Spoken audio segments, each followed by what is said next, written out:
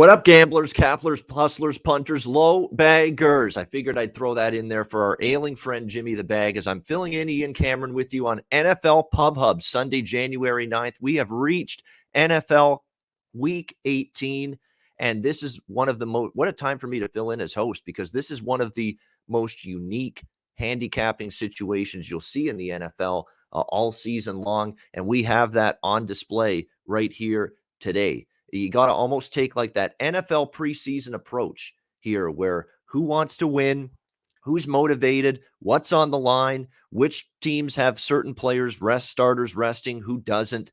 All of that really comes into play, and it's really trying to get into the minds of the coaches more than anything and what exactly they're doing and what exactly they're trying to accomplish on a day like this. So we definitely have our work cut out for them in terms of trying to figure all of that out. But that's why I've got a great slew and great of guests and cappers joining me as they join Jimmy every week on this show on the NFL Pub Hub. So looking forward to having the guests that we do. We're going to have Bebsie, Rob Bebenick joining the show in about 10 minutes from now. Big Ragu following him. We'll have Sharpie coming on after that. MMA Mills after noon Eastern time. And then we'll wrap it up with Ski Profit, our number one handicapper right now on the NFL Pub Hub at 14-11 and 2.12 units of profit. So Ski will wrap things up at the end of the show.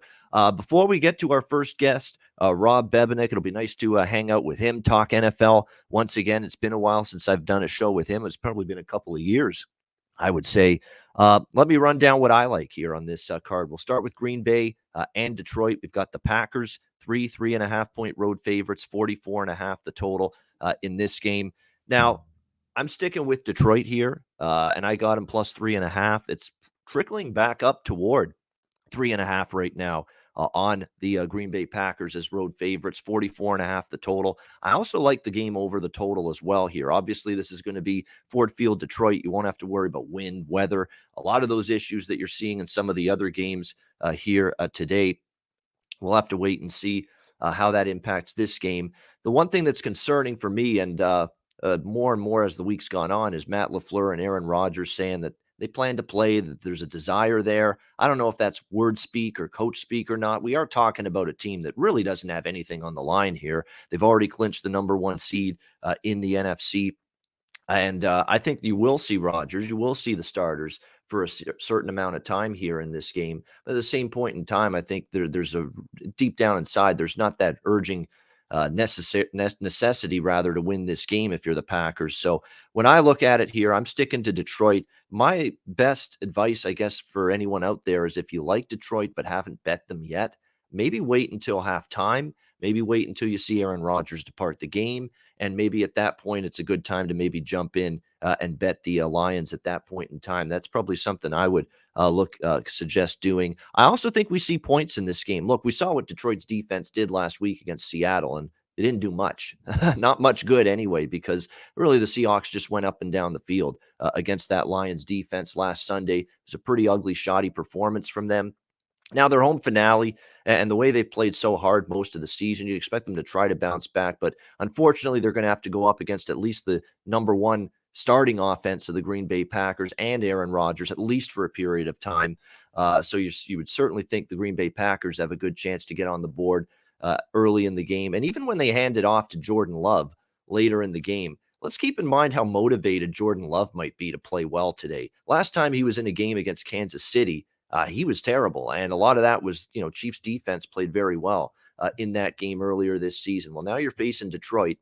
I think it's going to be more of an opportunity here for Jordan Love probably to be able to make some things happen offensively for the Lions. I think you'll see them obviously have a better offensive game today as well. And certainly they'll be facing their share of Packer backups on the defensive side of the football, particularly in the second half of this game. So I think we'll see enough points to get over a modest 44.5 in this game. So for me, it'll be Detroit plus 3.5 over 44.5 in that game between the Packers and the Lions. All right, Bears and Vikings.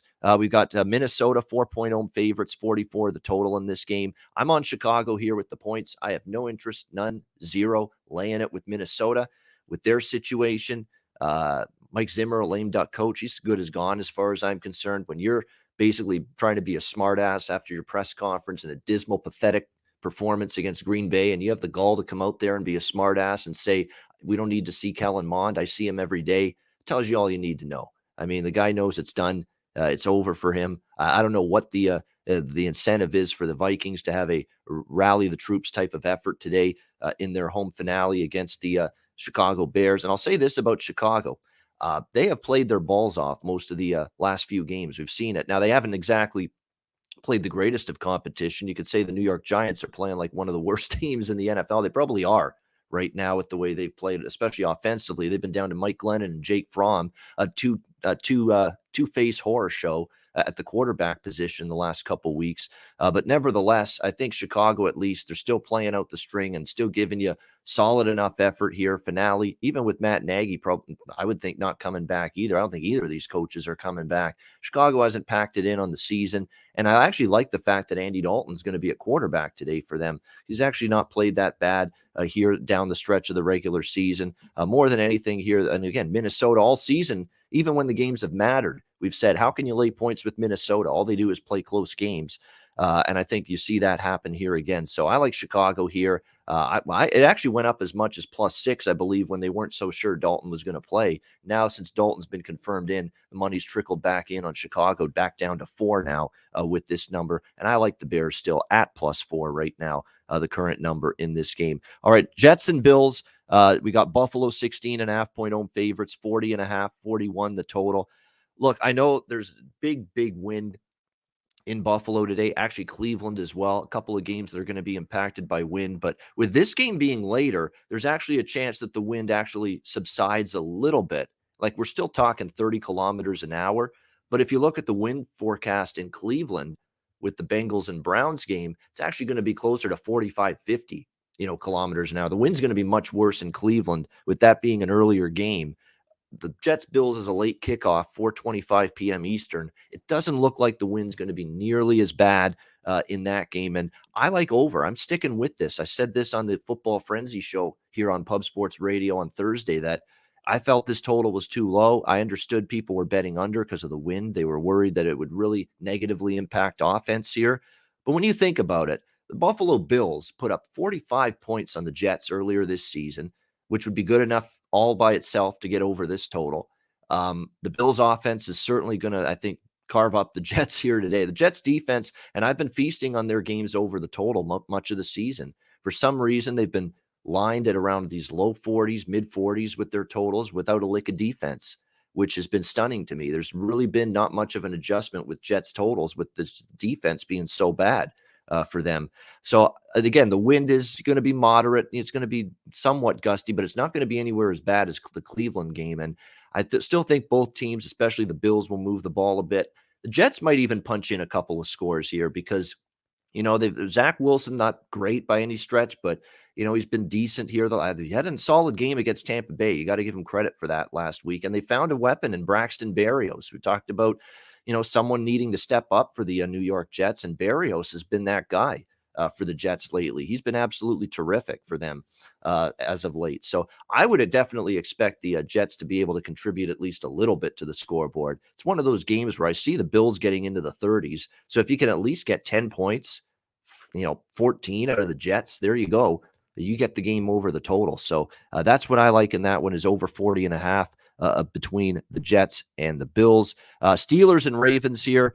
We got Baltimore -3, 41 the total. I like the Ravens here now that they're down to -3. I mean, I know both of these teams, it's a situation where thank you for confirming that. Is Berrios out? Yeah, Berrios is out for the New York Jets. Thank you for that confirmation. That's appreciate that for sure because that's a big loss for the Jets. No question about that because now you're going to have to rely more on Crowder and Cole and some other guys to step up for them. That's a concern, but I'm sticking with that. Still like that over. Steelers and Ravens. I like Baltimore here, -3 in this game.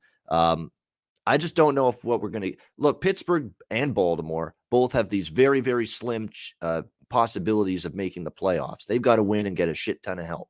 Both of them. And both of them, I think, need the Colts to lose to the Jaguars, which is very, very unlikely. But I don't know. Pittsburgh with the big emotion of Monday night, the final home game for Ben Roethlisberger, played a great game, especially defensively, beat the Cleveland Browns.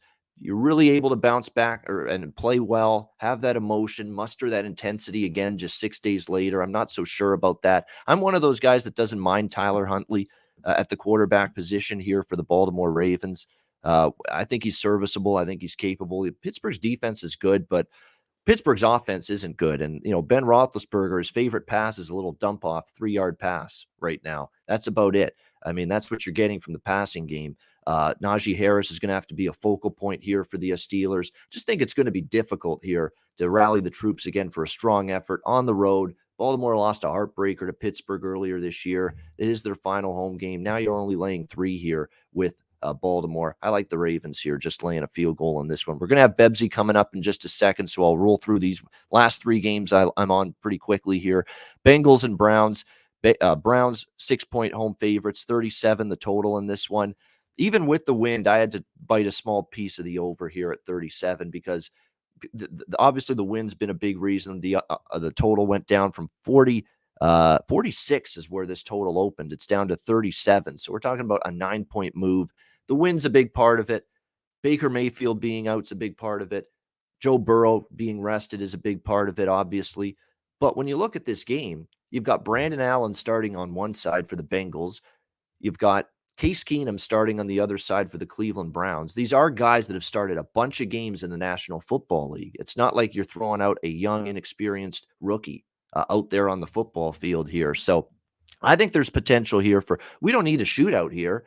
We get 20-17. That's a push. Think about that. That's how low this total has gone. And that's what this is for me. This is a numbers play. This is to me a total that's now just dropped way too far, in my opinion. You're talking 37. Allen and Keenum, in my mind, are at least serviceable NFL quarterbacks. Allen, especially against a Browns team that's got still some issues personnel-wise on the defensive side of the football. And then, of course, you've got Case Keenum, who took the Vikings to the NFC Championship game, a few years ago. So got quarterbacks that are capable that I think can push this game over 37 in the Battle of Ohio there. All right, the last 2 games, 49ers and Rams. It's one of the best games, most important games today, certainly on the schedule. We've got right now the Rams 3.5-point home favorites, 45 the total in this one. There are still 3.5s out there, which is key because I like San Francisco here in this game. I'm not going to argue with series history, and I'm not about to get burned again like I was in the first meeting between these two teams, thinking, oh, well, Shanahan's dominated McVay. 49ers have played the Rams well, but now the Rams are playing great. At the time they were. The 49ers were injury ravaged and not playing well at the time. And the 49ers still dominated the Rams in that first meeting earlier this year. And now you look at this scenario, 49ers playing for their playoff lives. The Rams still playing for a lot too to try to clinch the NFC West. But this has been a troublesome matchup here for the for the Rams rather consistently in the McVay and Shanahan era. Jimmy Garoppolo being back, we'll see how that goes, obviously. Trey Lance played well in the second half. I mean, it was a struggle early on. You kind of figured it would. We tried to adjust things, but they rolled him out of the pocket. They got him in bootleg situations. They shifted the pocket, and that really started to open things up downfield for Lance last week in that second half against Houston. We'll have to see here because we know Garoppolo is good for a mistake or two, like the Tennessee game stands out. It was a terrible second half for him on that Thursday night game. Remember that. But I like the way the 49ers defense continues to get better and play better. Rely on George Kittle, rely on Deebo Samuel, rely on guys that can make plays, run the football, put yourself in manageable situations for Jimmy Garoppolo. And to be honest with you, the Rams defense has been penetrable lately. They've not been necessarily shut down as of late. So I like 49ers here getting more than a field goal in this one. And the Sunday nighter, Chargers, Las Vegas Raiders. This is huge, obviously. Win and you're in, essentially, for the playoffs. Chargers 3-point road favorites, 48.5, 49 the total. I lean Chargers. I still think they're better than Las Vegas, but, man, this Las Vegas team, you just can't kill them. You can't. I mean, it's just the John Gruden nonsense, the Henry Ruggs situation, just all the adversity, the injuries, everything they've had to deal with, and yet here they are coming into this game, still alive to win, to make the playoffs with a win here. problem for Las Vegas that I have with this win streak is one game was against Cleveland, ravaged by COVID, Nick Mullins at quarterback. You got to take some shine off that win. They had another win there that you had against, of course, the Colts last week, where Wentz was not practicing all week because he was on the COVID protocol list. They've had some favorable scheduling situations here as well. The Raiders. Let's keep that in mind during this stretch of time. Denver, of course, has their issues. That was the other win. This is going to be the toughest of them all for the Raiders. I think I do believe the Chargers are better, but we know the Chargers can screw up, shoot themselves in the foot, find ways to lose. Brandon Staley's got, there's alcohol obsessions, addictions, and drinking addictions, drug addictions, gambling addictions. For Brandon Staley, it's go for it on fourth down addictions. You worry that's going to get to the Rams maybe a little bit, or the Chargers a little bit in this game. Maybe once in a while, take the 3 points, my friend, especially in a game of this magnitude. But he doesn't believe in that. So, and that's cost the Chargers a lot. They will just go for it every single fourth down, and they end up, taking points off the board in some of those situations. So, it's tough because this Raiders team's gutsy. They got a lot of heart. They've got a lot of fight in them. I lean Chargers. The bet I'm going to make official, though, on this game is not the side. It's the total. I like over 48.5 here. I think you'll see both offenses have some success. Chargers should move the ball on the Raiders, in my opinion, in this game. And on the flip side here, the Raiders, looks like last we checked, Darren Waller, chance he plays here in this game, and what a difference he could make, obviously, to that Raiders offense. He's a difference maker. He's one of the better tight ends in the NFL. We saw the previous meeting this year. We've seen 2 of the last 3 meetings, I should say, between these two teams go over the total. Last meeting stayed under 28-14. It was not a great game offensively for the Raiders. I'd expect things to be a little bit more different this time around. And with the Chargers, their games are just flying over the total. They've gone over the total in 5 straight games going into this one. So I like over 48.5 here with the Chargers and the Raiders. All right. That's my official plays. Just to recap, Detroit plus 3.5, Chicago plus 4, New York Jets, Buffalo over 40.5, Baltimore minus 3, Cincinnati, Cleveland over 37, San Francisco plus 3.5, LA Chargers, Las Vegas over 48.5. That is what we're looking at. All right, let's bring in our first guest. It is great to have Rob Bebsie back on the show. You can see him and hear him Tuesday nights, 8 p.m. Eastern, all season long on Beat the Line with Jimmy the Bag, right here on Pub Sports Radio. Great to be joined by Bebsie, Rob Bebenick. Bebsie, welcome in. How are you? Babano, good to see you, buddy. It's been a hot minute. I'm trying to think of the last time we were on camera together, and I think it was the draft 2 years ago. It was. So that's the one. Minute. I got in trouble that night for getting super drunk and smoking a cigar in the house. But other than that, a great night, I recall. But good to see you, buddy. Unfortunate pretenses in which we're seeing each other, but I spoke with Jimmy yesterday, and he is on the mend. So he's on the mend. Good. That's the good thing. I want to reiterate that to everybody watching, because you're right. I'm worried. I'm hearing him text me yesterday saying I'm going to the hospital. I'm like, holy shit, this is serious. But it is good to hear that he's getting better, feeling better, and he's back on Twitter a little bit. So kind of tells me he is feeling a little bit better. So that's good news. He will be back in the host chair, I'm sure, sooner rather than later. I'm always happy to fill in for him. And we all love Jimmy. And like I say, he's been ailing a little bit these last few days, but he's going to get better. And we wish him well and a speedy recovery for sure. And looking forward to having him back right here on Pub Sports Radio.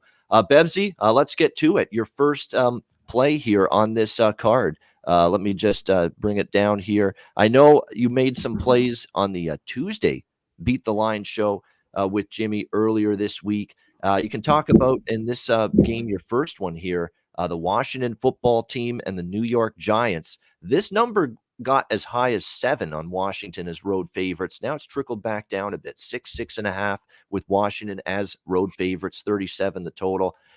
This is actually one of my bets. It's not an official show play, but I'm on the same side as you. How can you take the New York Giants right now? It's an absolute mess, and it seems like you're going the same direction as me, fading this hapless Giants team right now. Listen, this is a Giants team that's put up, I think, 66 points in the last 7 weeks. they're an abomination right now. They're the worst team in the NFL. So this is kind of just an auto fade for me right now.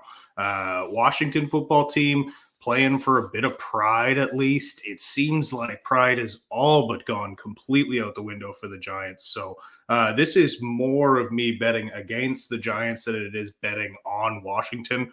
But glad I got this number. Glad I got under a touchdown. But I mean, I think this could be an all-out blowout in this one. All right, liking Washington. And the best part is we really don't even need an all-out blowout. 7-point win will get the job done just fine. And I think it's very possible here. We see that. How on earth, you know how embarrassing it is for a team that calls themselves an NFL franchise or a professional football franchise to have minus passing yards? Do you know how hard that is to have that in a football game? That's what happened with the New York Giants against the Chicago Bears. And naturally, guess who was on Giants with the points in that game? Yeah, me. You can't script this shit. I mean, my gosh, talk about a horrible bet. I mean, minus 10 total passing yards in that game for the New York Giants. And that was me. And that's the worrisome part, Rob, because I'm using the same logic as you. This is just a straight fade of the Giants. But my Giants bet last week was just a straight fade of the Bears. That didn't work out so well, but because I thought they wouldn't have that same type of performance after the win in the snow the week before against Seattle. But they did. I don't know if they played well, but I think the Giants just imploded right from the opening drive where they fumbled and Chicago had the ball inside the 5 off that turnover. And you just knew it was going to be nothing but bad for the Giants from that point on. So I don't fault you one bit, Bebsie, like in Washington here. Sometimes it ends where it begins. And if you remember back in preseason when they had their little kerfuffle and Danny Dimes was on the bottom of that pile and coach made them run like a high school team being disciplined. I think you are now seeing this team just looking back at another terrible season, and they're done. They have quit. Yeah, they definitely look to have done that. And yet I'm hearing in this chatter now that they're actually thinking of bringing back Joe Judge, which is insane to me. Dave Gettleman, quote unquote, retiring at the end of the season. Yeah, BS to that. They're probably forcing him out the door, but because he's been there for so long, we're going to frame it like, hey, you're making this decision to just go on your own volition, which I don't buy for a single second. All right, we got next up in terms of Bebsie's card, we're going to look at the Tennessee Titans and the Houston Texans. Tennessee, 10.5-point road favorites, 42.5 the total. And in terms of Bebsie's bet for this game, I'm sure you were a little worried there when the Denver Broncos were really giving the Kansas City Chiefs some grief yesterday and making that a lot more interesting and exciting than it had to be, because if Denver upsets Kansas City, this changes the whole complexion of this Tennessee and Houston game. There was no onus or incentive for the Titans to do anything but sit everybody if somehow Denver were to beat Kansas City yesterday, but that did not happen. Kansas City survived and got the 28-24 win, which means the Titans still have business to complete here and get the number 1 seed in the AFC with a victory here over Houston. Bebsie, you think Tennessee doesn't screw around? They get off to a good start early, and you're liking them in the first half. Yeah, again, this first, I talked about this on Tuesday. This bye, this week or first round of the playoffs bye means more to Tennessee than any other team in football right now, because it gives Derrick Henry another week to rest and come back. They need him back as great as they have played. Derrick Henry is still number 6 in the NFL in rushing yards. He has not played since Halloween. That is how dominant a runner he is. That's how much they want him back. If they want to make noise in the playoffs, they need him. So they need a big win here. I think they come firing out the gates. I took first half mainly because I worry about them taking their foot off the gas and you might get a backdoor cover with that full game. But I think this first half is money. Tennessee Titans first half. Let's give you what the current line is on that. We're seeing is there some 6.5 still out? I'm trying to look for one. Looks like it's mostly 7 across the board, but no juice though. You're seeing even money. You're seeing plus 100 with a lot of the minus 7s here in the first half of this Titans. If you're going to join Bebsie on this Titans first half bet. So let me just see if I'm trying to search here for. Oh, you know what? There are a couple that we can give you -6.5, -120. There you go. In terms of right, or if you like Tennessee and haven't bet it yet, first half, there are some -6.5s out there at -120. So if you like below the 7, and I'm always one of those people that if you ask me -7 plus 100 or -6.5 -120, I'll always take the -6.5 -120 to get 7 as a win number.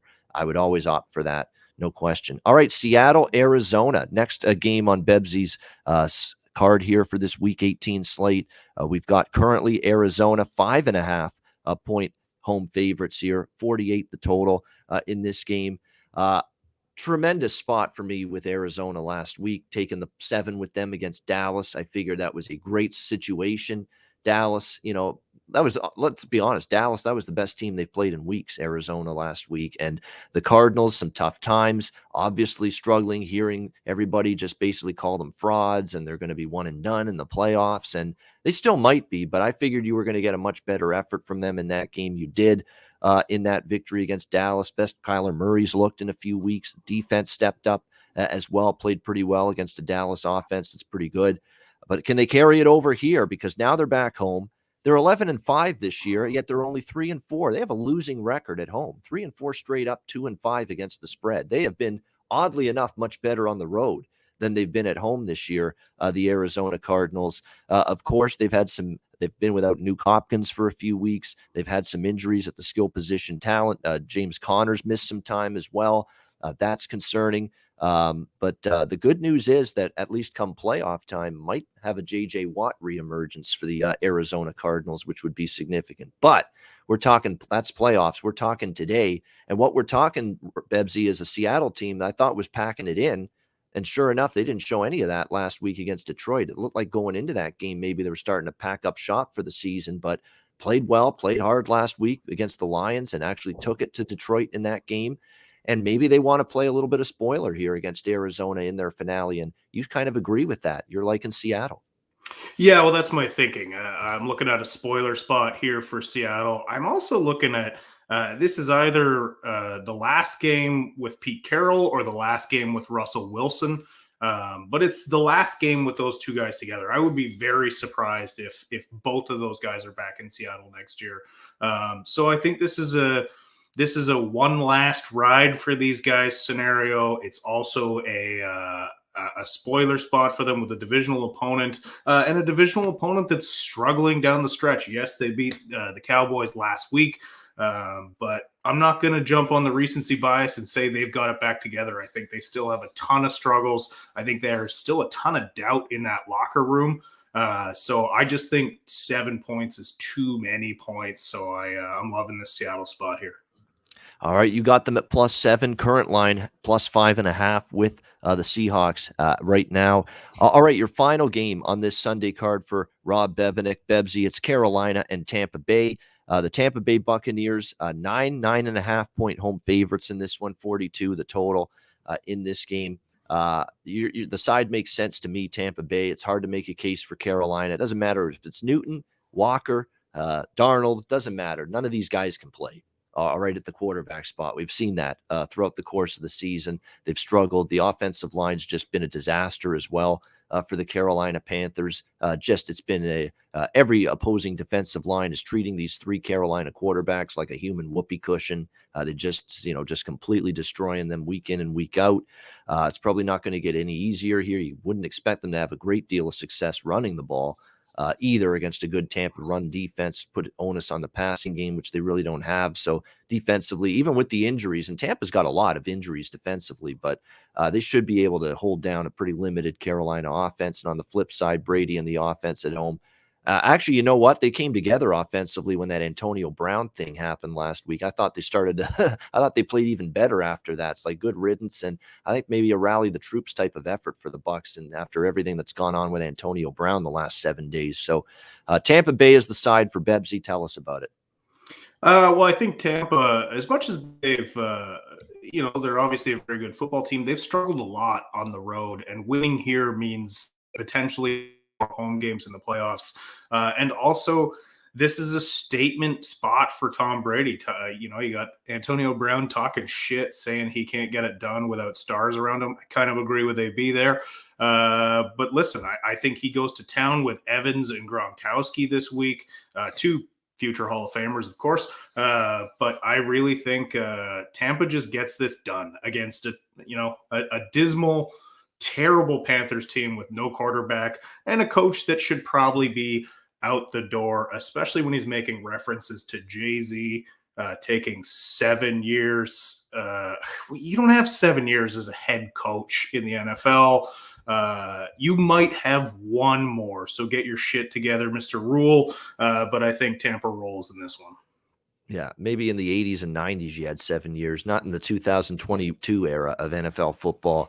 You got to turn things. You get 2-3 years when you're a bad franchise to get things going in the right direction, and if it's not, they're going to make a change. It's the way it is right now in the NFL. So Tampa Bay minus the 9 or 8 earlier in the week because he gave these out on the Tuesday show. Beat the line. It's 9.5 right now with Tampa Bay. Bebsie, it was great to have you. It's great to finally be doing a show once again with you, even in unique circumstances. Is there any other game you wanted to mention? And if not, I'll do a quick rundown on my props that I have added. I've added a Gronkowski anytime touchdown for the reasons that I just mentioned in this game.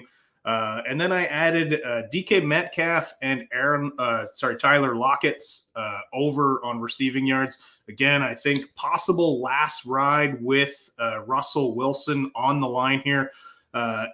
Pretty low number for both of them. I think I got them at 56.5. But yeah, I think those two have huge games today. And the final thing I added was Cordero Patterson's over rush yards. It's 35.5 that I got it at. And to be quite honest, this guy, he's having the best season of his career in his, I believe, 9th or 10th season in the league. Yes, he's going against a very stout New Orleans team that with a great defense, and they are playing for a playoff spot. But I think Cordero Patterson goes off today and goes off in a sense that he lands around 40 some odd yards. But those are my props for today, and kept it small. Again, it's week 18, so really tough to make any kind of calls this week. But let's hope for the best today, Ian. Absolutely. Let's hope for the best. I think the best thing about Patterson emerging this year for the Falcons is we haven't had to see Mike Davis, be the lead back for much of the year. Which I was coming into the year, I'm like, what? Atlanta's got Mike Davis as their lead running back? My goodness. How tough is that of a situation? But great stuff with Bebsie. To recap his official sides as well. Washington minus the points. Tennessee first half. He liked Tampa Bay minus the points as well. And then Seattle plus the points. Right now, currently you can get Washington minus 6. 6.5. You can get Tennessee first half -7 at even money, -6.5, -120 at some spots. Seattle currently +5.5. Tampa Bay currently -9 or 9.5. So again, make sure you shop around if you're going to end up on those 4 bets. Bebsie, good to be with you. Good luck. Enjoy Week 18 action, my friend. Babano, great to see you, and much love to the chat. Let's get paid today, boys. All right, there he is, Bebsie, Rob Bebenick, joining us, our first guest here on the NFL Pub Hub. Our next guest is a man that I know very well, college football, Saturday show throughout the season. Lots of fun with him, with DJ Big Boss, Connor Mack. And we've got hopefully him joining us tomorrow on the national championship show here on Pub Sports Radio to preview Alabama, Georgia. But he's here to talk NFL today. The one, the only, you know him well, Big Ragu in the house. Big Ragu, my friend, good to be with you here on the NFL Pub. It's fancy meeting you here, my friend. It is. Under the circumstances. Well wishes to our guy, Jimmy. I hear he's on the mend. That's great. I sent him a little message yesterday afternoon. So, Godspeed to Jimmy on his recovery, and hopefully everything's well with the family. So we'll see you soon, pal. Absolutely. And he's trending up in that regard, which is great to hear, great to see. And Jimmy will be back here before you know it. All right, Big Ragu, it's your chance to have the floor. Your NFL card for this Sunday. Let me see what we've got in terms of for you here on this slate. Your first game, here it is. Green Bay Packers, Detroit Lions. Green Bay rather 3.5 point road favorites, 44.5 the total currently. I mentioned my piece earlier about this game. How do you see this one going, Big Ragu, Green Bay, Detroit?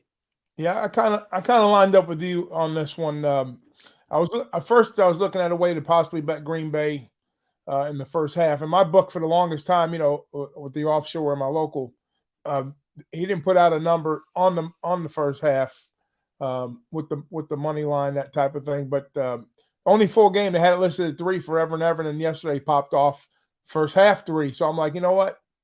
There's really no value there, and that's kind of going to tell you the story if you read between the lines of what's going to happen with this particular game. If, in fact, how many series that Rodgers is going to be involved with, the receivers, his weapons, because he basically recruited the team that he's got on the field. And who knows, maybe we'll see a preview of what's to come with Aaron Rodgers once he's gone, if he decides to take off after the season. But, they got to worry about the playoffs first, so that's a whole nother story. But I definitely going to see Jordan Love today. And, his outing, was horrific last go out. And I think, the Lions have been overachievers in a lot of spots. Some opportunities we had to make money with them in underdog roles. I mean, we'll probably have another one here playing at home. I think long-term, if you look into the number, with the first half and the second half, the full game number being pretty much the same, but the first half number being juiced to the max. There's only a one-way spot here. You got to take the Lions and the points, I think. I think that's a good look. I'm going to say Brown is probably one of the hottest receivers in the league right now. If you're fantasy players, I look to him to kind of get involved there. But I think Detroit's going to give him a game here. Maybe they get beat in the first half, but look for the starters to start coming out and look for Detroit to keep playing hard like they always do week in, week out. The other thing, a note on this game is, Anthony Lynn, who was the offensive coordinator, he's out. I guess they had some disagreement. So I don't know if he's on the sidelines for this game, but I know he's leaving after the season. So I like the Lions here getting the 3 points at home. All right. Yeah, you and I agree. I like Green Bay's giving you all the coach speak and word speak all week. Rodgers and LaFleur, we're coming to win. We're coming to win. Yeah. It's coach speak, I think. And look, they're going to play a little bit, but they're not playing much. They know that they've got everything wrapped. They just want to get them acclimated. And like I said, if you haven't bet Detroit yet, your best bet might be to bet it, late second quarter, whenever Rodgers leaves the game or at halftime, because that's when I think the edge really, really shifts to Detroit in this game. And I'll be honest, I'm not usually happy to say, I'm happy to see Jared Goff. I am, after what I saw from Tim Boyle last week against Seattle. Kind of rough for him in that game. So it actually should be a nice thing. And I'll say this, for their home finale, they'll fight in this game. And that's the vibe I get from Detroit, that they want to end the season with a home win. So we'll see if they're able to do that. So there you go. Big Ragu. I like that. I like that play. And the thing I'm a big proponent of is like special teams, turnovers. That's a big, and third downs is huge. But Green Bay has some of the worst special team numbers in the league, so keep an eye on that too. Possibly that might, when you get into the playoffs, kicking game is paramount. Even though they do have the home field, and the thing is, the other thing on this game is too, they do have the home field advantage. I mean the number 1 seed, so they will have the bye under the new system, only the one team. So in reality, they really don't have to have a lot of momentum going into next week. So that's going to play into the fact too. So I like as much as I like Green Bay, I like Detroit better this week. All right, Detroit plus 3.5, first official play for Big Ragu. All right, let's go to Carolina and Tampa Bay. This is the second game on Big Ragu's Week 18 Sunday NFL card. We've got Tampa Bay minus 9, 9.5, even some 10s starting to appear. So we'll hurry on this one. 42.5 the total in this game. We've got the Panthers and the Bucs. Bebsie talked about it. I talked about it on the our last guest about this Carolina team's just at a dismal, especially second half of the season. Quarterback carousel. None of them can play at a high level at all right now. Newton, Walker, Darnold, it doesn't matter. The defense is getting tired because the offense just isn't doing enough. I think Tampa Bay, they really, after Antonio Brown had his little temper tantrum on the sideline and his little display there, that's really when the tide turned for the Bucs against the Jets, because remember, things weren't going well for them last week, and then they got it going. I think you end up seeing this this Tampa Bay team play well on offense today, and defense. Yeah, they've got injuries. That's the one thing in the back of my mind that concerns me, laying points with Tampa. But this is a limited offense right now for Carolina at this point in time. What do you think here, Big Ragu, Carolina, Tampa Bay? Yeah, Tampa's struggles have come mainly on the road, and Tampa they play very well usually long term too. Like they have even had some slow starts. Yeah, I've been to a couple games this year down there, a Monday nighter. But yeah, I think this is a statement game for Brady, like Bebsie was saying, more or less. It's always next up with Tom. It doesn't matter who the players are. He's done it in New England. He's done it here. I mean, they had a ton of weapons offensively. They've depleted. Defensively, they're nicked up. Vita Vea's playing. I like that. But where's the offense? The main question here for Carolina is where's the offense going to come from? I mean, it's not coming from Cam 2.0 because he's going to be starting on the bench. Darnold's not going to be able to push the ball down the field. So they're going to have to make they're going to have to beat them with the throw because they're definitely not going to run. And that's not going to bode well for Carolina. And as much as Tampa would like to have a better position going into the playoff with a bye, I think it's more of a game for them to kind of tune things up and kind of carry momentum forward going into the next game. So with the Carolina's offensive struggles that they have, I think Tampa's going to make some improvements. Not make improvements, but they're not getting super healthy, but they have an improvement, an opportunity to kind of tune some things up on defense, kind of get some coordination going on offense here. I think there's opportunities on both sides of the ball for Tampa to shine. And I think the good look here for me was, I know the numbers kind of crept up, but I took Tampa in the first half minus 6.5 points. Yeah, definitely. In fact, you know what? For official play, we'll lock it in right now. You can get -6, -115 at DraftKings first half. So there you go. I'll do that. And then also I'm interested in the total too in the first half. What is that? The first half total is currently we see 21 with juice around -120 at Bet Online, and 21.5 elsewhere with the total right now. Okay, so I would like to go under in the first half. I don't think Carolina's going to score maybe 3 points.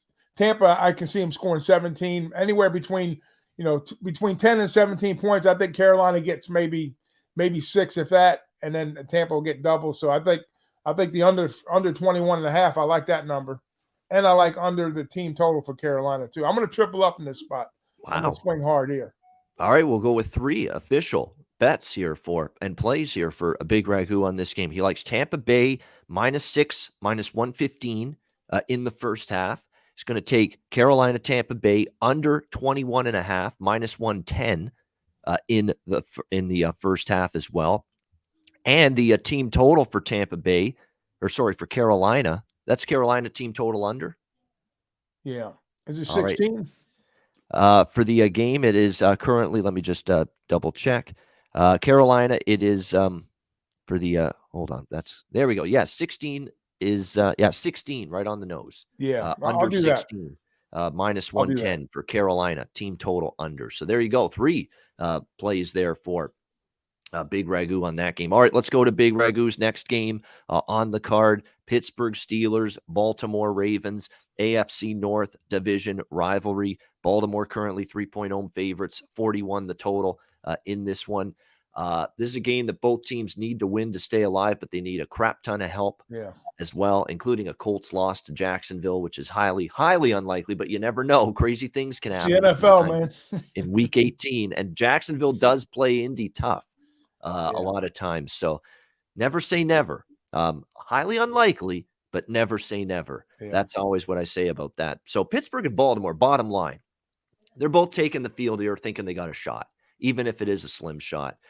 The problem for me, Big Ragu, here is that with Pittsburgh, what do you got left in your tank, right? That was an emotional, hard game against Cleveland last week. Ben's swan song at Heinz Field, his final home game ever. It was an emotional night, a lot of intensity in that, emotion in that game. Do they have anything left now? You're playing on a short week on the road. Baltimore team that lost to Pittsburgh in a heartbreaker earlier this year.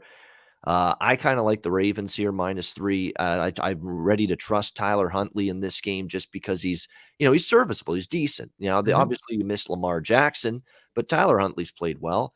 in spots here for the Ravens. Yeah, the Ravens secondary's been gutted. Does this Pittsburgh passing attack look like a passing attack that can take advantage of a secondary that's had issues? Not necessarily. So I do like Baltimore here. Where do you stand on this one, Doc? Pittsburgh, Baltimore. Yeah, normally we're looking at this type of game for to see who's going to move on to maybe a better spot in the playoffs. It's usually a 3-point game where the number always is with this matchup. For some reason, it always winds up there. The coaching history here, the rivalry. It's still a Pittsburgh, it's still a Steelers Ravens type atmosphere in this game, so that hasn't changed. But maybe some depletion on the luster of the game, so to speak. And if you look at what the Ravens have done, their last 5 games, they've covered 3 of those games, covered 2 at home. One against the Rams as dogs, and then the Packers, I believe. So, and then 1-point losses in both of those games. Good football teams, right? And a 1-point loss to the Steelers last time they played them. So I think, like you said, with Huntley, I think Huntley even throws a little bit better ball. I might be going on a limb saying this, but I think Huntley can throw a little bit better ball than Jackson does under the circumstances. And he can take off and run. So he's like Jackson-like. He's pulled down some pretty decent runs. And I think we're gonna see more of the same here against Pittsburgh. Pittsburgh, defensively, they don't have anything going. And like you said, the dink and dunk pass with Roethlisberger, his big game, his intensity, that's out the window with that last game. So I think finally that Baltimore cracks the code here, and they're good, and they play always well in Baltimore. That's a team I usually back at home. Sometimes they don't always get the W, but covering a number, I think they're in a good spot. They are the favorite finally here in this spot, but I think they do get it. 3, it'd probably wind up close to around that number, but I just think, I'm thinking like you. I'm thinking with Ben's last game, that was it, the swan song game for him. I think finally, the Ravens are going to get off that L column, and I think they'll get it done by at least a field goal. Maybe we get a push here, maybe not. Maybe they get a touchdown win, but I like the Ravens here to beat the Steelers. Like you said, serviceable on Huntley, and I think we know it's been a shit show for them with the injuries, and Harbaugh, they got off to a fast start. He's held kind of things together, but not so much with the wins, but the playability of the team, serviceability team. I think today they get a W today at home. Yeah, let's keep in mind the passing attacks that have demoralized the beleaguered Baltimore secondary the last 3 weeks. Burrow and the Bengals, Rodgers and the Packers, and then of course last week it was Stafford and the Rams. So that's not this Pittsburgh team. They don't have that same dynamic vertical passing attack to really maybe take advantage of the Ravens secondary issues. So big Ragu like in Baltimore here, -3, -110 is what you can find currently with the juice on that. So Baltimore -3, -110 official play for Big Ragu. Let's go to Big Ragu's next game on the slate. It is a big one in the late window. San Francisco 49ers, Los Angeles Rams. We've got the Rams 3.5-point home favorites. The total now 45.5 in this game. We know the scenarios. 49ers need a win to get into the playoffs. The Rams can clinch the NFC West division title with a win. So high stakes for both teams in this division rivalry matchup. Big Ragu, tell us what you like here. It's funny when I watched your early breakdowns, I was like, "Damn, man, I'm on every side." And Ian's on with these home team dogs and everything, especially with the Rams game. I mean, I know the Rams they're not home team; they're home favorites actually, but the particular matchup with the Rams and the Niners, like you said, the Niners have kind of given them fits over the years, and it's just one of these teams that has a team's number. I know McVay and Shanahan are they're very knowledgeable coaches. They know each other well. I think it bodes well for both teams. Yes, the Rams have been, dominant of late, but, so haven't the 49ers. The 49ers have played well, and, they have played without Garoppolo in the past. We're going to get Lance in the spot, I believe. Garoppolo is ruled out, isn't he? Is he still questionable? I think he's going to play. I think he's going to play, and he is going to play. Wow, okay. Yeah. So, all right. So even with the injury that he has, and I know he's complained about it publicly and said it hurts and all that good stuff. But you know what? It's time to suck it up. There's a lot on the line. Early in the year, I said the West divisions in both conferences were the most competitive divisions in the league, and I kind of made a prediction that I think all 3 teams from this division will go to the playoffs. We'll see if I'm right today. We'll see if San Francisco gets the job done. And it's not going to be easy because, like I said, the Rams are playing well, and both teams are playing well. So I think the line setters has got the number correct where it needs to be. If you're going to back the Rams, you need to lay more than the field goal. If you're going to take the opponent, you need to get a little bit better than a field goal. So I think the number is right where it needs to be. I think San Francisco is the play here. I think they rise to the occasion, and I don't think the points will come into play. But I do have a hedge bet. I did take Arizona to win the division at a plus 300 number. That was yesterday because I figured if the Rams, if they do win, I was going to take the 49ers on the money line, but I figured if the Rams go ahead and beat them, then I'll lose both bets. But at the same time, I says if the Rams don't beat them and the 49ers win, instead of taking the 49ers on the money line, I figured a little more value. That kind of catapults Arizona into winning the division. So I like the 49ers today, fellas. There we go. Liking the 49ers, and we can get right now with the 49ers in this game. The 3.5 starting to disappear, but we found one. We've got one at minus 115 right now. Heritage, among others. They've still got the plus 3.5s. Even they're starting to disappear. Yeah, I bet it yesterday. I took like I said, I took Arizona to win the division. I took the plus 3.5. I was tempted to push the button on taking the 49ers money line, but I figured if they win, then I don't think Arizona's going to lose today. If they lose, then I lose. What are you going to do? That's right. So we'll give Big Ragu with San Francisco plus 3.5, minus 115 right now with the 49ers against the Rams. Big Ragu, you're joining us. Are you in tomorrow with us for the national title? Yeah, I'm. You know what? I didn't know about that till this morning, so I went on Twitter and checked it out. So I was going to give a little nugget for the game, but we could do it tomorrow. I can just kind of give him a little sprinkle today for the game for tomorrow night. Either way, we'll let you give a little sprinkle, but save the good stuff for tomorrow, 1 p.m. Eastern. It'll be me, Big Ragu, DJ Big Boss, and Connor Mack. We'll give you side total player props on the national championship, and 1 p.m. Eastern on Monday. Join us for that right here on Pub Sports Radio. But give the viewers a little taste of what you're looking at for the title game. Yeah. So, what can we say about that? The game for tomorrow, just real short, because I know we got other guests coming up. But tomorrow night, we got the big game, and Saban, 25-1 versus his ex-assistants, right? And finally this year, Jimbo cracked the code with him, in a nail biter where, Texas A&M beat Alabama for the first time that one of his assistants beat him. So it took him his fifth try, and this is going to be the fifth try for Kirby against him also. But, they were saying that Young had the perfect game. But it's not about Young having a perfect game. Yeah, he conformed in the game. He ran Saban's system. It's all about Saban. That's what it boils down to. Smart on the other side of the field, probably the most talented defense he had on the field. And even against some of the other SEC plays this year, there were some teams that were able to crack double digits. But it's all about Georgia's defense here. Yeah, their offense is serviceable, but I think so isn't Alabama's. And I think, you got to lean towards the defensive side towards Georgia, but I think Saban's has got the scheme in his head to beat him again. And if you're going to give me Saban plus points, I got to take him. And that's my play for tomorrow, for the side anyways. There you go. That's the side, but stick around. Join us tomorrow. We'll give props. We'll give all kinds of other looks for that national championship game. Special national championship preview edition of Hitting the Books on Pub Sports Radio tomorrow at 1 p.m. Eastern with the Saturday crew, Big Ragu, Connor Mack, DJ Big Boss, and yours truly. Looking forward to that. Big Ragu, great stuff. We'll recap your plays here, what we've got here for you. We've got, let me just bring the sheet up here. See, you can tell I'm filling in for Jimmy. It's I'm trying to get we got Detroit plus 3.5 here against the Packers at minus 110. We've got Tampa Bay. You've got those three bets there. That you've got for Tampa Bay. You've got -6, -115 first half.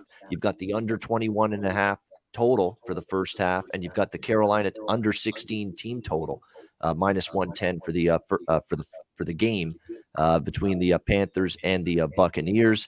You are liking Baltimore -3, -110 against Pittsburgh. San Francisco plus 3.5, -115. Against the Rams and Alabama, and we'll talk about that, of course, tomorrow on the show. You can get that +2. I believe right now, Alabama, you can still get some +3s minus 120 out there with Alabama. Great stuff, Big Ragu. Have a great Sunday. Enjoy Week 18 action. Enjoy the games, and good luck, my friend. We'll see you tomorrow. All right, guys. Hit them hard today. Have a day. Good luck to everybody. All right, there he is, Big Ragu. Let's go to our next guest. It is the one and only Sharpie. It's good to see Sharpie again. It's been too long. It's 2.5 more months or 3 months from now. We're going to be together again doing baseball shows and videos. I can't wait for that. Sharpie, welcome to the NFL Pub Hub, my friend. How are you? I'm good, my friend. I almost brought out the baseball book when I saw you were running this shit, and I was like, "Oh wait, it's football though." So we gonna get to it, man. It's prop time, baby. It is prop time. Let's jump right into it. We'll start with in terms of there we go. We got your list up here. Saints and Falcons. Let's start there. New Orleans, Atlanta. New Orleans 4.5 point road favorites. 40 being the total in this one. The Saints, one of those teams that not totally eliminated yet, need a win and a whole lot of things to happen, but very unlikely. But they're going to take the field, at least thinking they've still got a shot at the postseason. Sharpie, you're looking at props here in this game between the Saints and the Falcons. Of all the games today, I don't really have much on it. I didn't have any intention of getting involved with it. I didn't want to lay points on the road with the Saints and Taysom Hill. I didn't want to really take Atlanta either. So we'll let Sharpie have this one. Player props, Sharpie. What do you like here? This is pretty simple, guys. The best player on the field is Alvin fucking Kamara, guys. His yards are pretty freaking low. They're what did I bet him at on this show? I got him at 59.5 on DK at minus 115. It's actually came down maybe a yard or two, and I don't fucking get it, guys. Atlanta's 19th versus the pass, 26th versus the rush. New Orleans, the last 3 weeks have gone up against 3 top 10 rush defenses. The last time, Alvin Kamara and Sean Payton, which is really who we bet on props. We need the coach to call the game plan, guys. Alvin Kamara last time out versus a bottom 5 rush defense had 27 carries, 120 yards. They need to get into the fucking playoffs, and I believe they're going to ride Alvin Kamara into the playoffs. He's had 80% of the running back work lately, so I'm not afraid of anybody taking or vulturing his carries. And I think they lean on Kamara today and lean on him heavily. Look at Kamara to get the job done. That's over 59.5, right? Minus 115? Yes, sir. Minus 115. All right, there we go. Good stuff. All right, that's the first prop for Sharpie. Moving on, we've got the New York Jets and the Buffalo Bills. The Buffalo Bills currently 16.5 point home favorites, 41.5 the total. How about that? The total's starting to go up again. I said it was 40.5 just, I think, yesterday. People just going on and on about the win that was expected in this game in Buffalo, but the wind's actually not going to be as bad later in the day, which is when this game's going to be. It's a late kickoff in Buffalo. And now the total's finally being bet back up. I'm like, guys, the wind's not going to be quite as bad as they initially thought. So I'm not surprised to see the total going back up. As far as props, this looks like this could be a good game for Bills props. We know how hideous the Jets defense has been. So much for Robert Saleh helping that group out. This year. It just hasn't happened. Sharpie, what props are you looking at here with the Jets and the Bills? There's a lot of props to look at in this game, like you said, and they're all one way, guys. It's Buffalo side or nothing. I want nothing to do with the Jets or Jets props unless it's Braxton Berrios, and I still refuse to bet on shitty teams at this time of the year. And he's out, and the so Jets, even if you wanted to, you couldn't. Yeah. Hey, if he's out, dude, they're in trouble because he's been their only offense the last few weeks. He's been money in the bank, a little token of appreciation to that guy. But we're going to ride Singletary, guys. And shout out to my boy Billy Briz. He put me on this shit like 3 weeks ago. I didn't like how the Bills kept splitting up their running back carries. You never knew who was going to get it. The last 3 weeks, Singletary has gotten over 80% of the running back carries. We need 80%. 80% is wonderful, especially going versus this 29th rush defense, 29th pass defense. They fucking fold and they're sieves and they give it up, guys. They're the number 1 team in fantasy points allowed to the running back position. So Prize Picks, baby, we smacking them over 14.5 today. That is a top tier ticket on my Prize Picks. We'll be getting to that video later on. This, though, we're taking Singletary over 15.5 rush attempts, guys. He's had 20 plus carries in 2 of his last 3 games where he's had 80% of the running back carries. They're 16-point favorites, which is they're going to be running the ball eventually, guys. So we're going to ride Singletary to this Buffalo Bills playoff win over 15.5 rushing attempts. All right, there it is. Devin Singletary over 15.5 rushing attempts at what juice was that?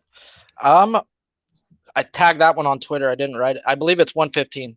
115. All right, there we go. Minus 115. All right, so Devin Singletary over 15.5 rush attempts makes a ton of sense, especially if the Bills are going to be up 2-3 scores in the second half. That it's just tick, tick, tick, tick, tick, tick, hand the ball off, don't do anything silly, and win the AFC East, which the Bills can do with a win here against the Jets. All right, we move on to Sharpie's next game.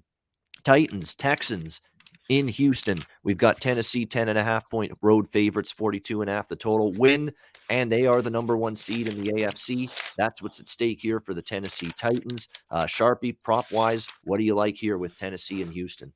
This right here, guys. This right here. This is the nugget, guys. They've already pulled this bet off Bovada. I gave this shit out a couple days ago on Twitter. We're going straight up. Foreman over 65.5 rush yards at minus 115. This is the easiest fucking bet on the board, guys. I have him for over 100 yards today. He was a third-round draft pick by these Houston Texans who then cut him. This is a revenge game, guys. He is showing up to take some fucking money from these guys that they didn't give him. So Vrabel is going to pound Foreman today. 20 plus carries and 100 yards in 3 out of his last 5 games as a starting running back, guys. So I see 20 plus carries easily. If you've been following me, we've been pounding the Texans. We cashed Rashad Penny. We cashed anybody who we put up against this Houston Texans defense. We cash, guys. And why do we cash? They're 32nd versus the rush, and they've been 32nd versus the rush all fucking year. They just can't stop it. And they're not going to stop this grown man who has a problem with them, like a legit problem, let alone they win this game. They're in the fucking number 1 seed. So that's where we got Vrabel. Once again, to the props, we want a coach who's going to go with a game plan, guys. And we know he will give him the rock. Once they get the lead, they're going to hand the ball off to the 6'4", 240-pound Derrick Henry 2.0 type of man in his probably last game as a running back for this team. And it's versus the team that drafted him. This just sets up as a monster day for D'Onta Foreman. All right, D'Onta Foreman for sure. I mean, it makes a lot of sense. We just saw what he did last week, right, Sharpie? 132 yards on the ground last week against Miami. And again, they had a big lead in that game, right? 34-3. Run the clock. He was a big part of that, running the ball. It's ready to drain that clock with a big lead. You're going to see that probably here if they have a lead against Houston. Boy, and I love what you mentioned about getting cut by the Texans. That's going to incentivize him. He's actually a Texas kid. He's from Texas City, Texas. He went to Texas. Yeah, he's UT, baby. So shout out to Trey and KP, my Texas guys. Yeah, I mean, the stars are aligning. So not only is he going to get the ball a lot, run the football, get a lot of carries. He's been productive. He's been more than anybody expected out of him filling in for Derrick Henry. We thought Derrick Henry would be, how are they going to find a run game? Well, they have, and Foreman's been the reason. Now you got him facing a team that cut him. He's going to be pissed off. He's probably going to run angry. He's playing probably close to home. He'll probably have family, friends watching, probably right in the stadium there in Houston. So it stars align that he's probably going to want to have one hell of a performance here today for the Texans. For the Titans against the Houston Texans close to home. All right, 49ers and Rams, Sharpie, next up. Rams, 3.5-point home favorites, 45.5 the total. This is a big one. Both teams, you know, you're good. A lot of games today. Where's the motivation? Who's going to bring the effort? You don't have to worry about that in this game. You're going to see it from both teams. Rams trying to clinch the NFC West, 49ers trying to get into the playoffs. Sharpie, prop-wise, what tickles your fancy here? Man, everything that I have bet today is strictly has playoff value into it. I'm not betting on players or teams that have nothing to win for. That's just not what I'm trying to do. I need guarantees right now, and I expect to win every one of these freaking bets.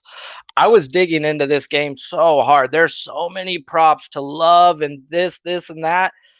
And I found one that's just is like, okay, yes, we've been fading the tight ends versus the San Francisco 49ers. Shout out to Noli. We've been on that now for like 7 straight weeks. The only times it's cashed is if they hit a fucking overtime. So fuck you, Bengals, for that one. Nah, but you know, it's a really good percentage fading them. I'm not going to give that play out, guys. We're going to go to Mr. Mitchell, the running back of the San Francisco 49ers. This guy is a stud. He's a freaking beast of a freaking grown man child, guys. We're going to go over 18 rush attempts at -120 on Bovada. He has 21 plus rush attempts in his last 4 games as a starting running back, including 27 rushing attempts versus the Rams last time out. The 49ers are going to have to hand the ball off, run the ball, time clock, keep Stafford off the fucking field. That's Shanahan. Once again, if you haven't heard it yet, Shanahan's 5-0 versus McVay. He's 5-0 for a fucking reason. So I'm going to ride Mitchell's rush attempts over 18 because he sticks to the game plan and he's going to clock it. There you go. So that's Elijah Mitchell over 18.5 -105. It's 18 straight, not a half. 18. Okay, 18 and straight. What was the juice on that? -120. All right, over 18 -120. That's rush attempts over 18 -120. Elijah Mitchell, San Francisco 49ers against the Rams in that one. All right, final game here for you, Sharpie. Let's see what we got here. Colts and Jaguars.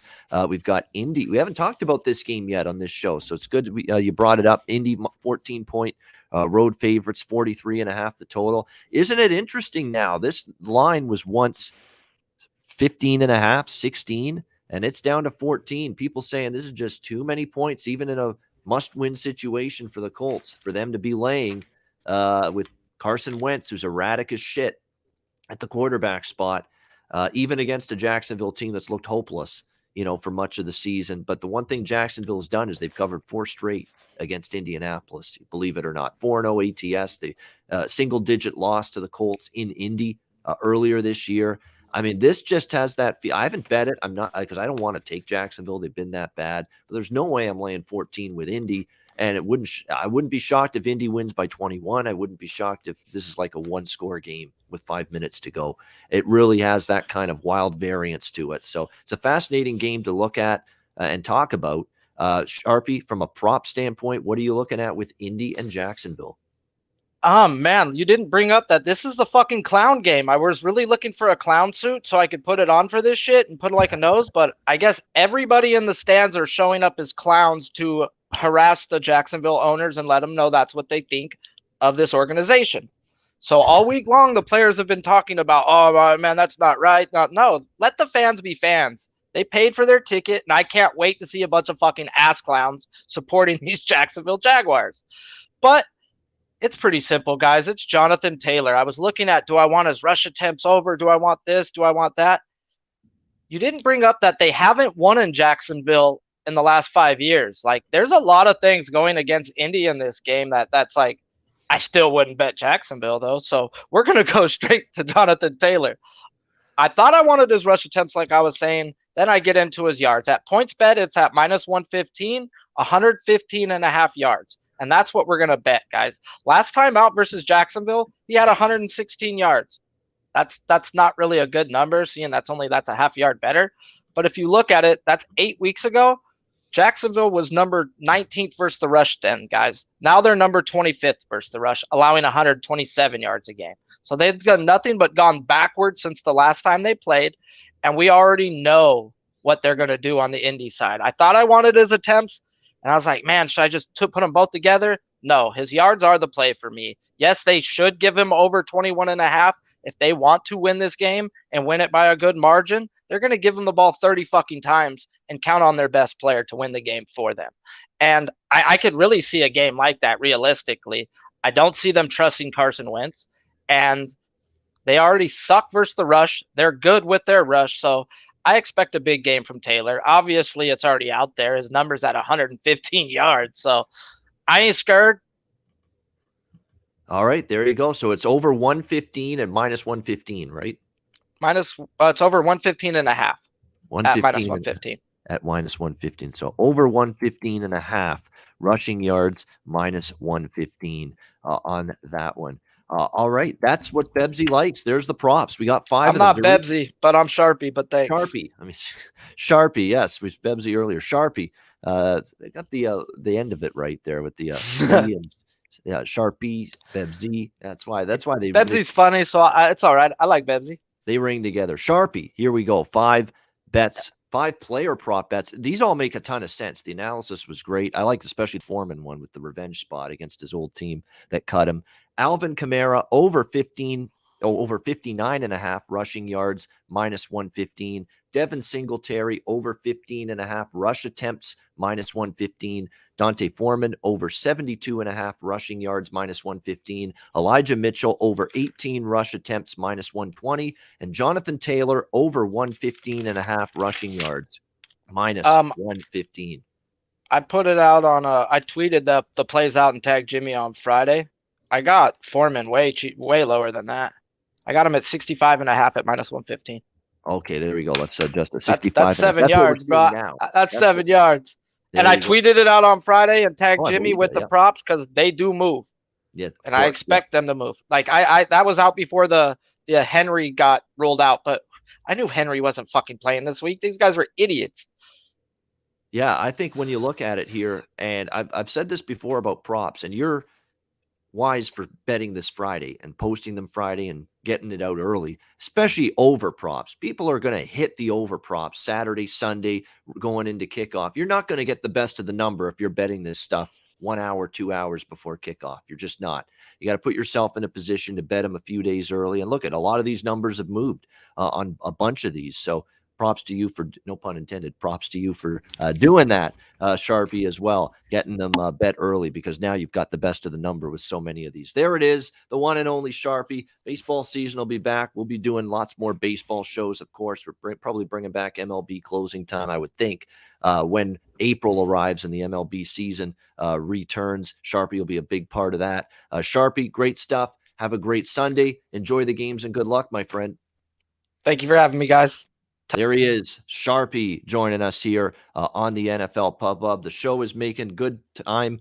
We got the good rhythm going, good flow going. I'm actually rhyming off and recapping the plays, which I wasn't doing earlier in the show. So I'm figuring it out too on the fly as we go. Let's turn now to MMA.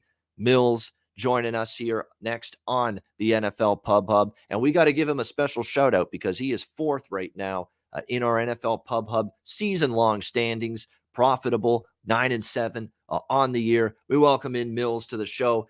Mills, welcome to the NFL Pub Hub. How are you today? Man, welcome.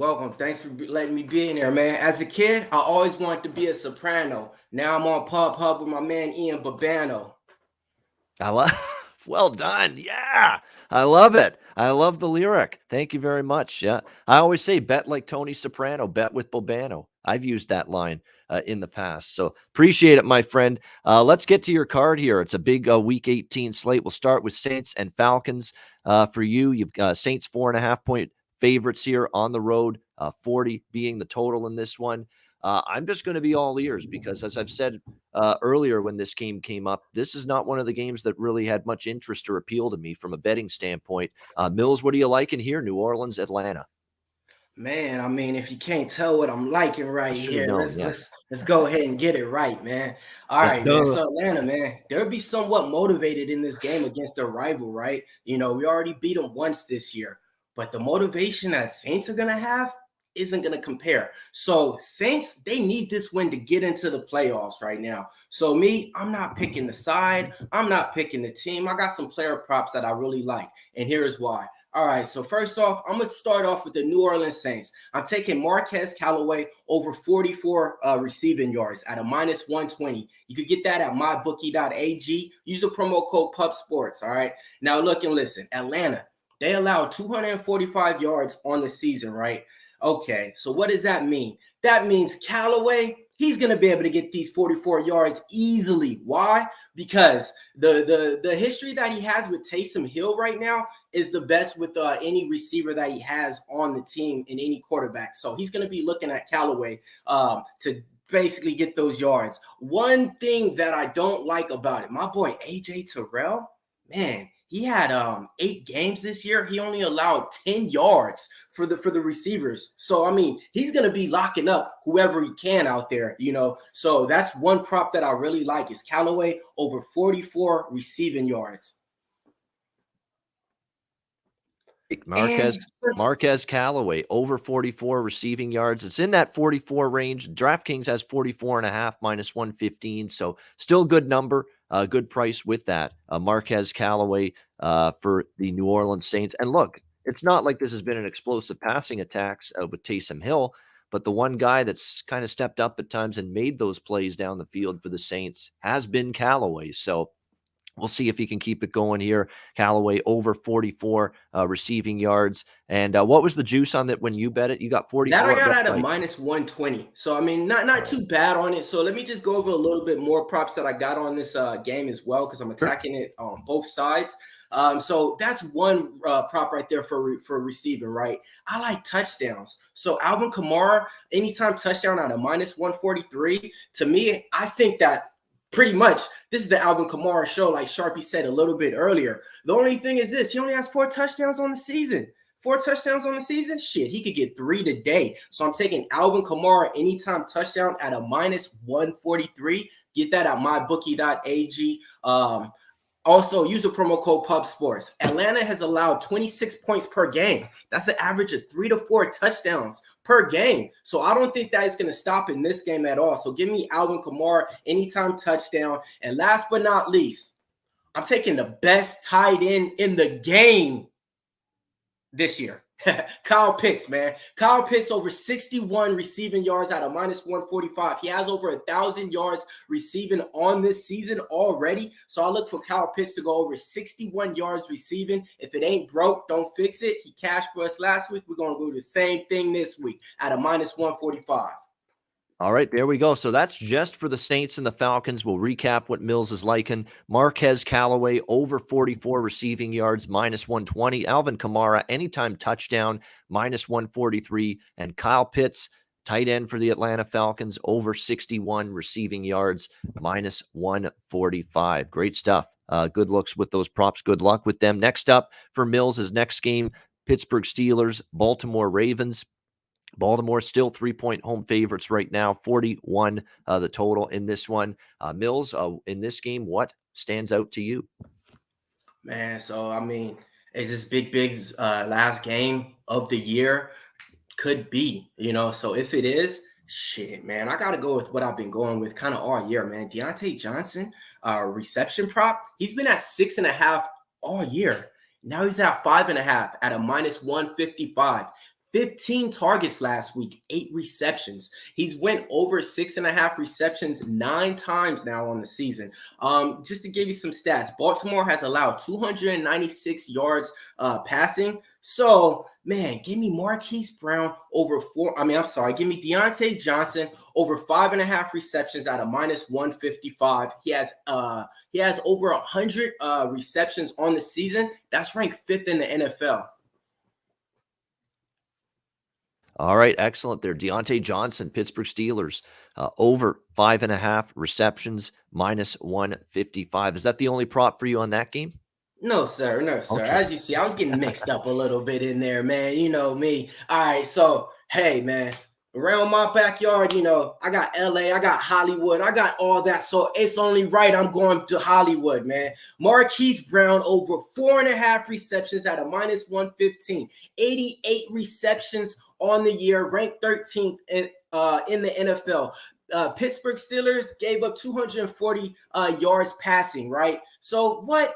Marquise Brown over 4.5 receptions. He had 8 targets last week. Didn't hit it. Only had 3. But I look at the game, I think it was prior to that with Huntley. He had over like 10 receptions and shit. So I look for Marquise Brown to go over 4.5 receptions. Those are my last 2 props for that game. All right, there we go.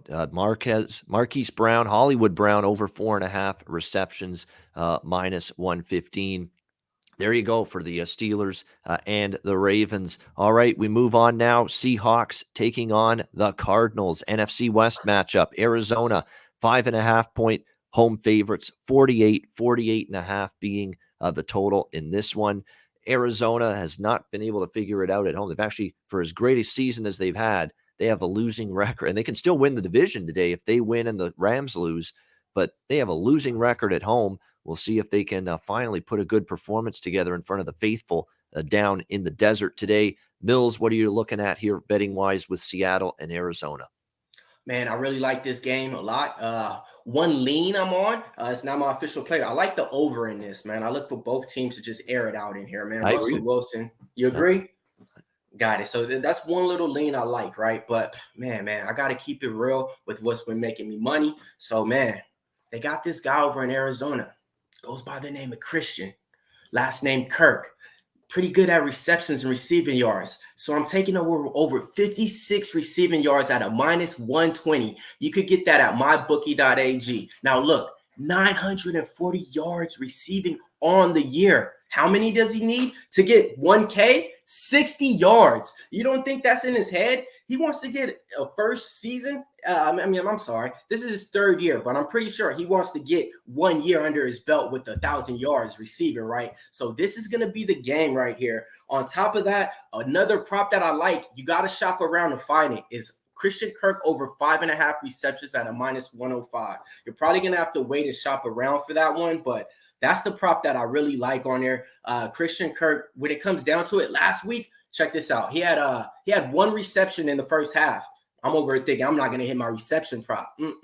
Ended with 6. I think he had about 4 in the last quarter and shit. So Christian Kirk is a guy to where he's not going to get, too many receiving yards, but he's going to get those short receptions and take it upfield for at least 5 to 7 yards. So that's why I'm taking him over 56 yards, and I'm getting him at 5.5 receptions.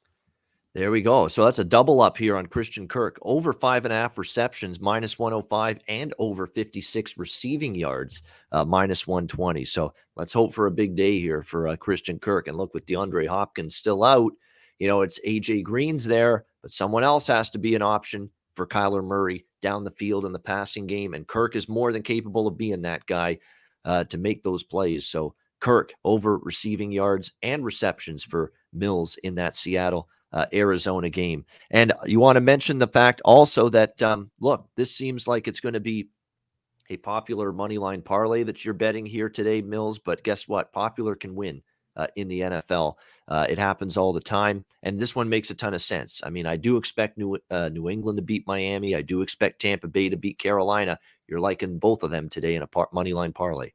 Yes, sir, man. I call this the reasonable doubt parlay. Shout out to my man Jay-Z with that one. All right, so yeah, when it comes down to it, man, the Bucs, they just want to win, man. All that Antonio Brown stuff going on, imagine them coming off of a loss to the Carolina Panthers after that fiasco. What are they going to do? They're just going to point the fingers and say, oh, look at, look at what Antonio Brown did. Nah, man. Tom Brady's going to come out there and beat the shit out of the Carolina Panthers, literally like a boxing match. On the other hand, the Patriots, man, the Patriots are facing the Dolphins right now. I believe if they get this win, pretty much it has a lot of playoff intentions for them too. So I look at it like this: the Patriots, they're pretty much facing a rookie quarterback.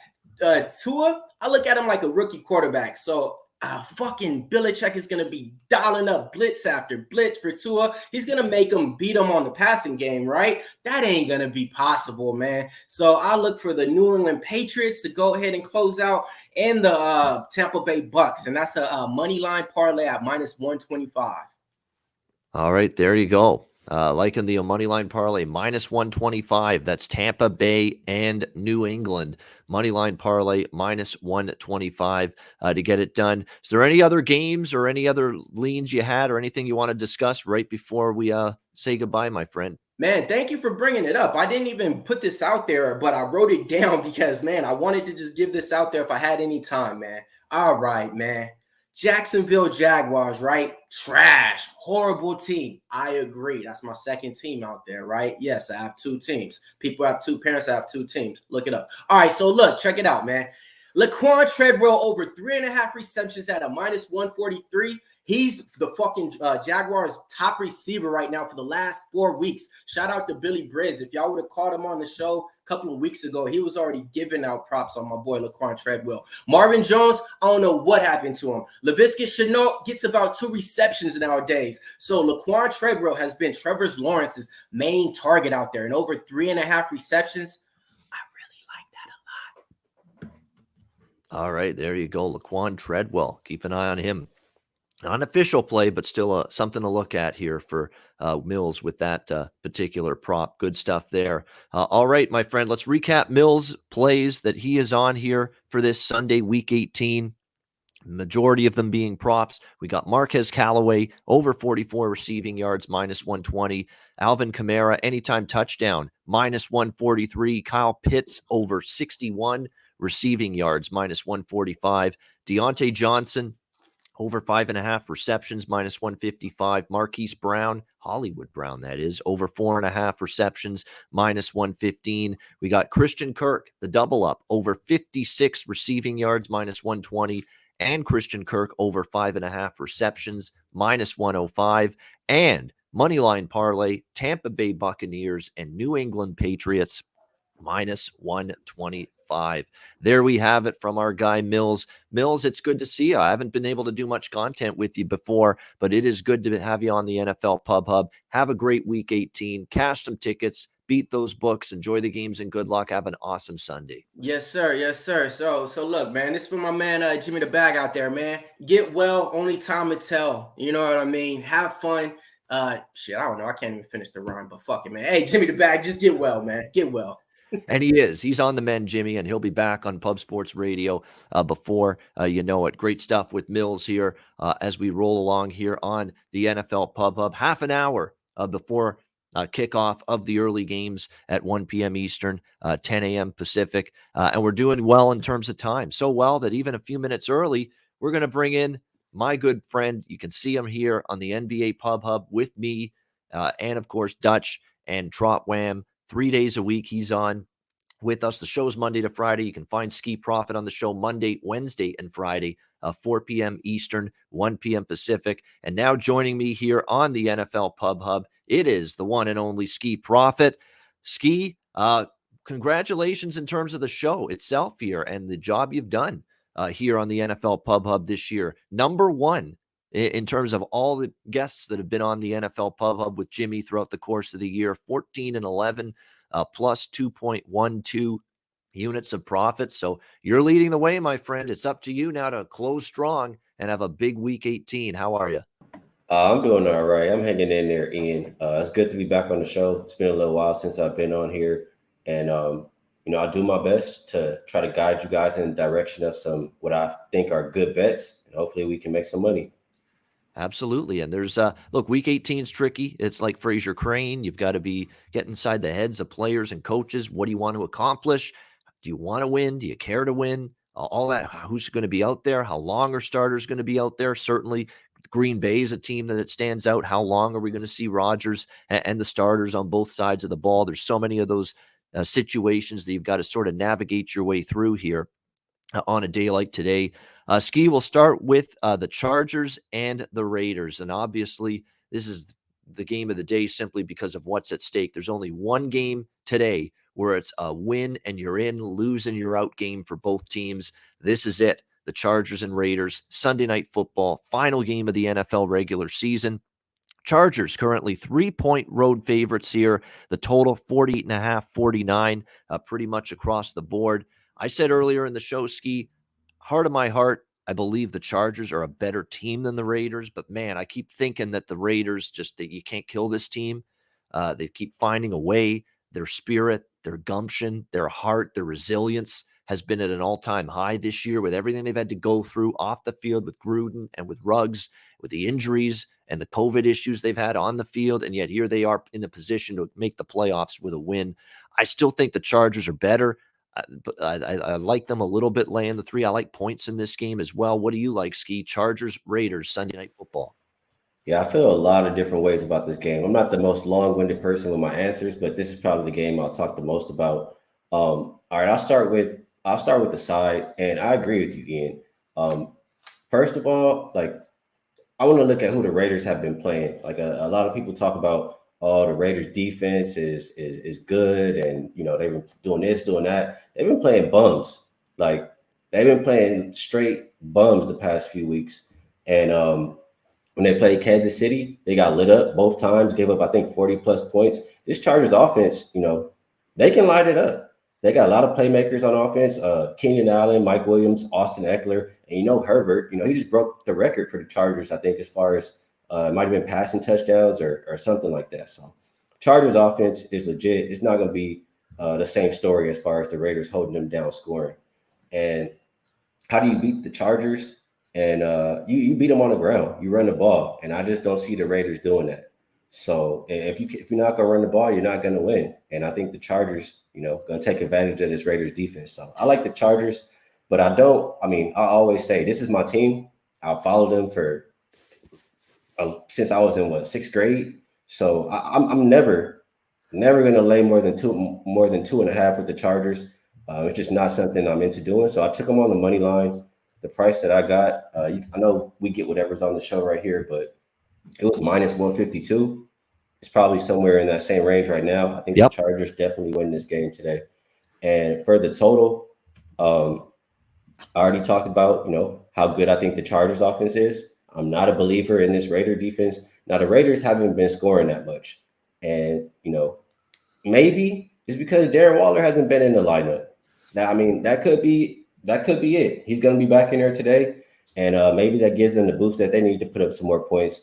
I trust the Chargers to score. I do think the Raiders put up a little bit more with Waller. So I like up and over 48.5 in this game as well. So Chargers and the over are my bets for this game. Yep, that's basically the way I see it.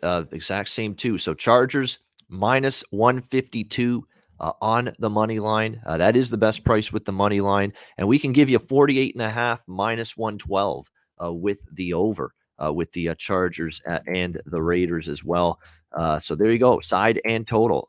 Chargers money line minus 152 and over 48.5. Chargers Raiders minus 112 for Ski in this game. I wanted to elaborate a little bit on that Raiders fact because I mentioned it in my intro, my first segment of the show when I talked about the plays I liked here today, mentioning the Raiders and what they've faced lately.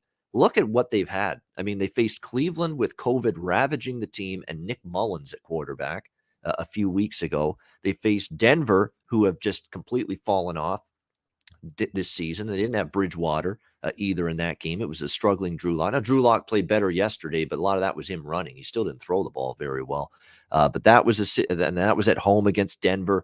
And then Indy, which does actually look like a good win, but Wentz's routine during the week is completely screwed up because he was on the COVID-19 protocol list. He can't practice during that time. You could tell he was totally out of sync. He had a terrible game, and I think the lack of practice and being on the protocol really screwed him up against the Raiders last week.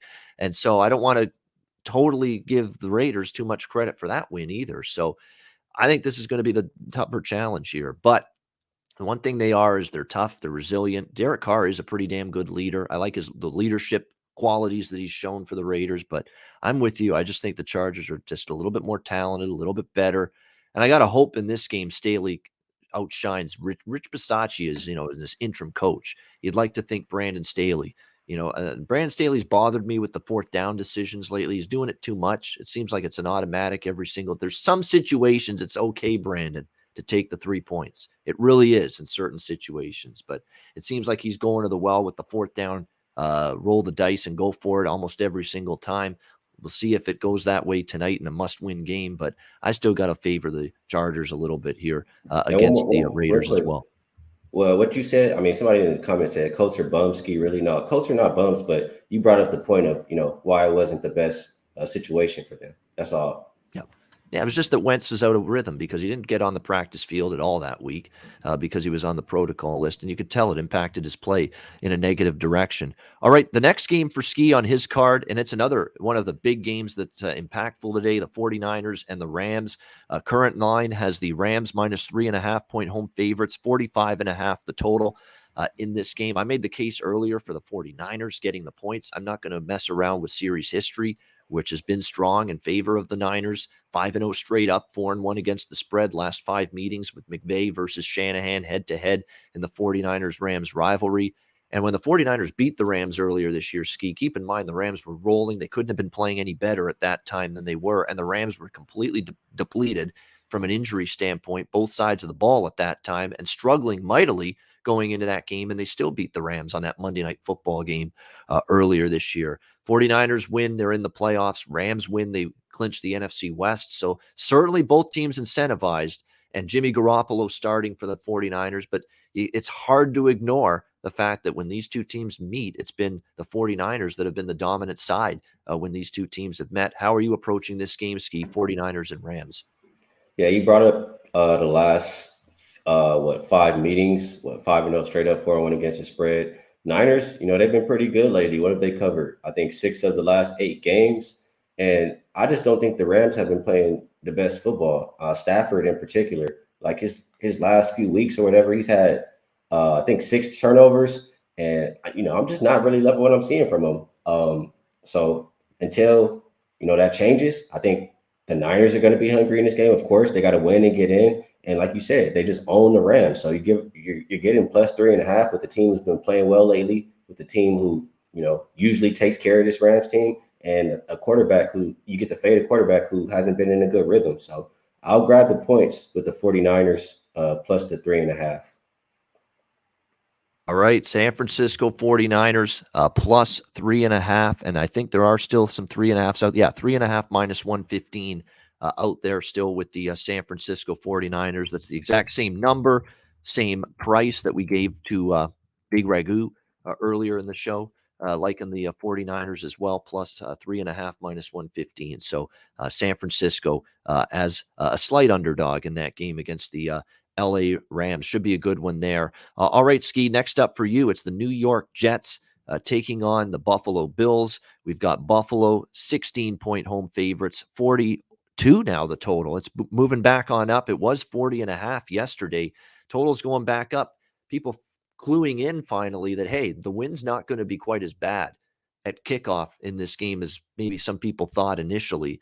It's still going to be, not, I would say moderate wins, high wins, but not like damaging wins or storm level wins by any stretch of the imagination. So I don't think it's going to hamper the offenses quite as much.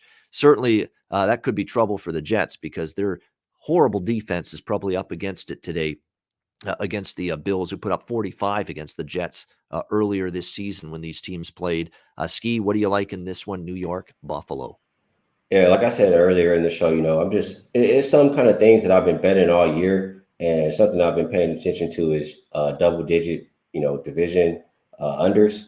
They've been pretty profitable, and it's been more profitable when I think it's a road team in their favor of 8.5 or more. But I just think, Buffalo has to win this game, right? As long as they don't score 45 points, I don't see the New York Jets putting up that many. So I'm just kind of following that same trend, banking on Buffalo defense. I think that, they get up by margin in the first half.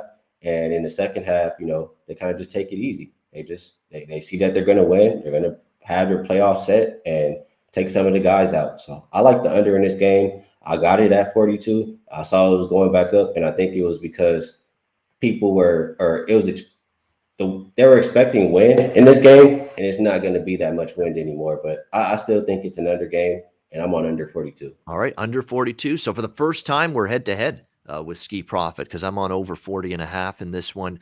I've been riding the Jets overs a lot this year, but there is a case for 42 under because you're talking about what if the Bills get a big lead? It's just probably run the football a lot, churn the clock. That is a concern. That's why maybe I was thinking too first half over, because what if the Bills, run it up early and then just really take the air out of the football later in the game? That's definitely a concern. But official play here for Ski is third one, actually his fourth one, because he likes side in total in the Chargers Raiders. Fourth play, it is New York Jets, Buffalo Bills under 42.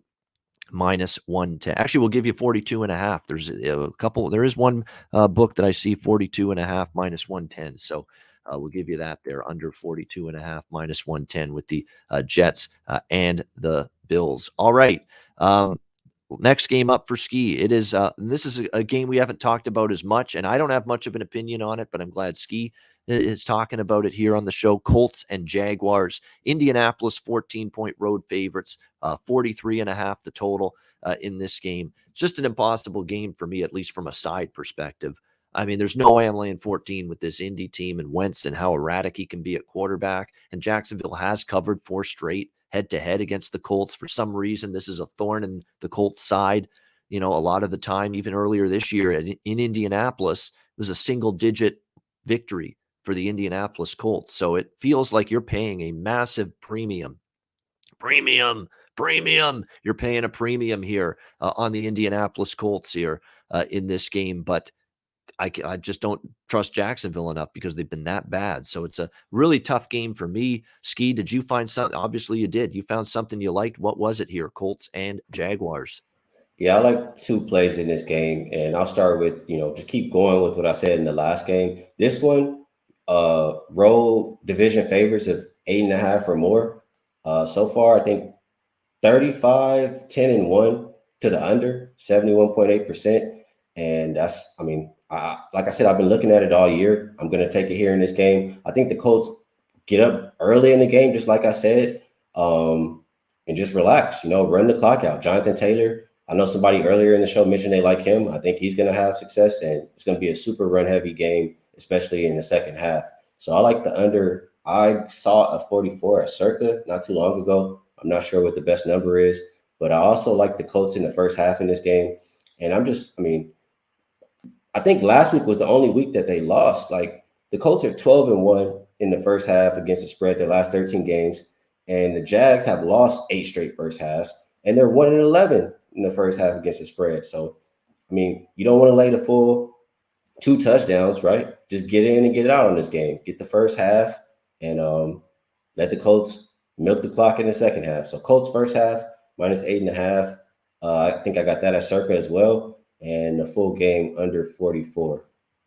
All right, there we go. So that's Colts in the first half, -8.5, -110 with that in the first half on Indianapolis. And as far as the total goes, only 43.5 out there right now. But that's all right. We can still give you that -110 on that. Indianapolis, Jacksonville, 43.5.